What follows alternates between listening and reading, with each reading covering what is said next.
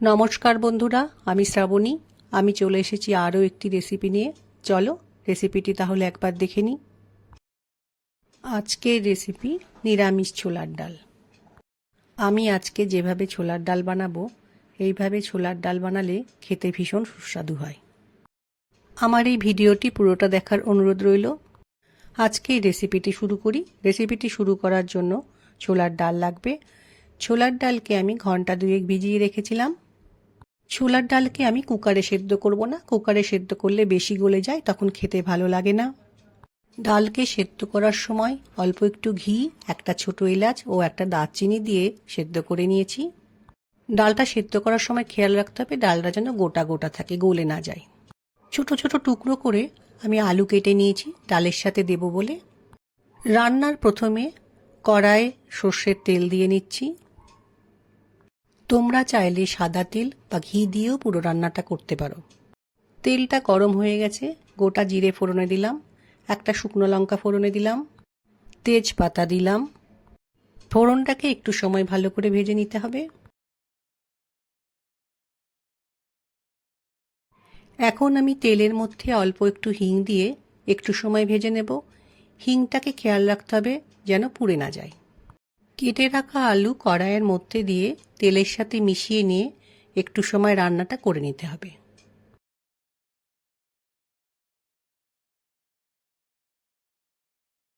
আলু কিছুটা ভাজা হয়ে গেছে। এই সময় কেটে রাখা টমেটো আলুর মধ্যে দিয়ে দিলাম। একটা কাঁচা লঙ্কা ও অল্প পরিমাণে আদা একটু থেতো করে রেখেছিলাম, সেটাও রান্নার মধ্যে দিলাম। পরিমাণ মতো নুন দিলাম। এবার দিয়ে নিলাম জিরে গুঁড়ো। ঝালের জন্য দিয়ে নিলাম লঙ্কা গুঁড়ো। পরিমাণ মতো হলুদ গুঁড়ো দিলাম। টমেটো, আলু ও সমস্ত মশলাকে খুব ভালো করে মিশিয়ে নিয়ে একটু সময় রান্নাটা করে নেব।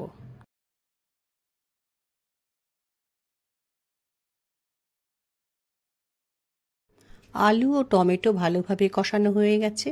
এই সময় সেদ্ধ করে রাখা ছোলার ডাল কড়াইয়ের মধ্যে দিয়ে আলু টমেটোর সাথে ভালোভাবে মিশিয়ে নিয়ে একটু সময় রান্নাটা করতে হবে।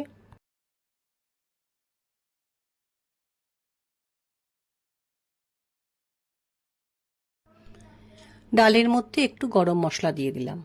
ডালের মধ্যে দেব বলে গরম জল করে রেখেছিলাম, সেই গরম জল ডালের মধ্যে দিয়ে দিলাম।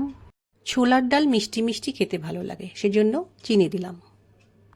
ডালের সাথে সবকিছু ভালো করে মিশিয়ে নিয়ে একটু সময় ফুটতে দেব। ডালটা কত সুন্দর দেখতে হয়েছে, গোটা গোটা আছে। ছোলার ডাল কিন্তু এরকম গোটা গোটা রাখলেই খেতে ভালো লাগে। রান্নার শেষে ডালের মধ্যে একটু ঘি দিয়ে নিলাম। ছোলার ডালের মধ্যে আমি একটু ধনেপাতা কুচি দিচ্ছি। এই ধনেপাতা কুচিটা ছোলার ডালে দিলে তার স্বাদটা আরও ভালো লাগে। আবারও একবার সব কিছুকে ভালো করে মিশিয়ে নিয়ে মিনিট খানেক ফুটলেই রান্নাটা আমার তৈরি হয়ে যাবে। আজকে নিরামিষ ছোলার ডালের রান্নাটা আমার তৈরি হয়ে গেছে।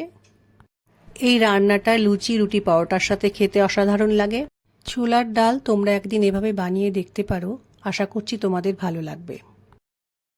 রান্নাটাকে ঠান্ডা করে নিয়ে আমি একটা পাত্রের মধ্যে পরিবেশন করে নিয়েছি। আমার আজকের রেসিপি ভালো লাগলে লাইক, শেয়ার ও সাবস্ক্রাইব করো। ভিডিওটি দেখার জন্য ধন্যবাদ। ভিডিওটি আজ এখানেই শেষ করছি। ফিরে আসছি আরও একটি রেসিপি নিয়ে।